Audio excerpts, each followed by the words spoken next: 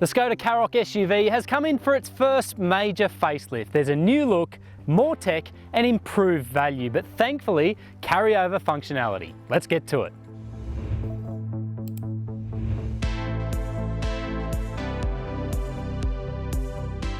The Karoq has been one of the more underrated options in Skoda's Australian portfolio since its introduction in 2018. This midlife facelift is all about broadening the appeal and coincides with the promise of more stock availability for the foreseeable future. The front drive Karoq 110 TSI driven here opens the initial 2 model range, with the flagship Sportline 4x4 topping the lineup, adding a $7,000 premium. Those prices represent modest increases on their predecessors, though Skoda argues they are both equipped with significantly more standard items. One thing that is familiar here is the drivetrain. In the case of the entry model style, a 1.5 litre turbo petrol 4-cylinder engine that makes 110 kilowatts and 250 newton meters. It sends drive to the front wheels via an 8-speed automatic transmission. Visual changes are headlined by a new front bumper, those new headlights and taillights, and fresh 18-inch alloy wheel designs, together with significant revisions inside the cabin. In terms of changes for 2022-2023, there are new front seats which are said to be more comfortable.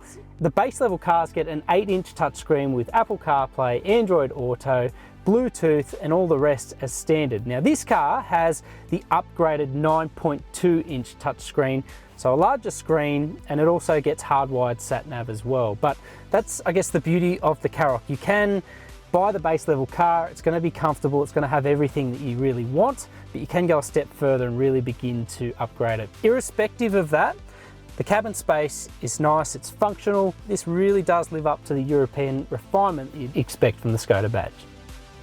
That brings us to safety. Within those optional packages are several safety features not included on the base car.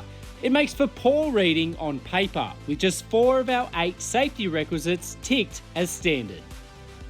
For me, the rear seat really encapsulates what the Skoda Karoq is all about. On first inspection, it has rear charging, it has rear air vents, it has adequate storage, and it has ample but probably not class-leading proportions.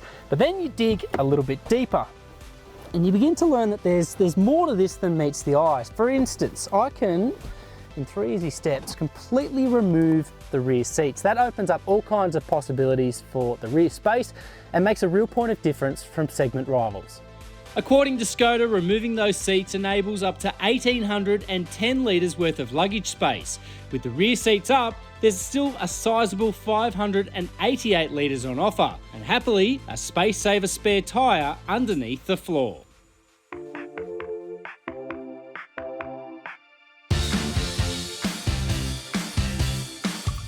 Okay, so quite a bit has changed for the Skoda Karoq for this latest update, but one thing that remains carryover is the driving experience, and that is no bad thing. Very polished on the road, does a fairly nice job of absorbing bumps while also kind of lending itself to more sporty qualities. One thing I will say in isolation, the engine feels a little bit less coarse in this than it does in comparable Volkswagen models. That's just something I picked up on this morning, but it feels like there's a little bit less noise and vibration harshness. Not having that 7-speed dual clutch automatic means that the drivetrain isn't quite as clinical with its gear changes, but at the same time you're not getting that same low speed lurchiness that is present in a lot of other Volkswagen models. I'd say the drivetrain itself does a great job in daily conveyance. We're yet to kind of load it up with 4 people and all their luggage. Under heavy acceleration though, it can feel a little bit languid. It just needs to rev a bit to really reach its straps. Sounds a little bit more audible in that process, and just needs to push a little bit harder than you might expect in order to really muster enthusiasm. But overall, this is a really well-rounded little SUV. You're getting the high riding position, but you're also getting lightly weighted controls, you're getting great body control, and you're getting a car that is at home in an urban environment or on the open road alike. We've done a mix of driving today, and it's been quite impressive in both those situations.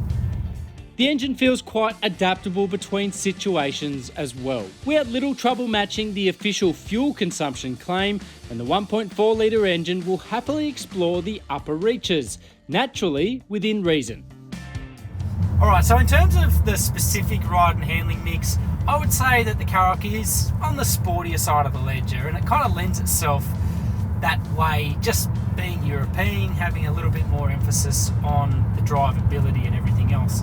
So for that reason, you're going to feel the occasional thud through the cabin. There is a little bit of road noise, but it's not excessive. But the byproduct of that, through the corners, it controls its weight quite admirably during changes in direction. And dare I say it, it's a pretty enjoyable SUV to spend time in. And I've just jumped out of this car after about a 2-hour drive from inner city Sydney out towards Bathurst. And it's comfortable, it's quiet, and it's pleasant. And I think that's what a lot of people are going to really like about this on the road. The Karoq cements itself with a 5-year unlimited kilometre warranty in Australia. A 5-year service pack is also available at the point of purchase, priced at $1,550. The latest changes to the Karoq SUV are all about incremental improvement, and on first inspection they really do enhance the appeal of this clever little SUV. European smarts, functional inside and out, and enjoyable to drive. There is a lot to like about the Karoq.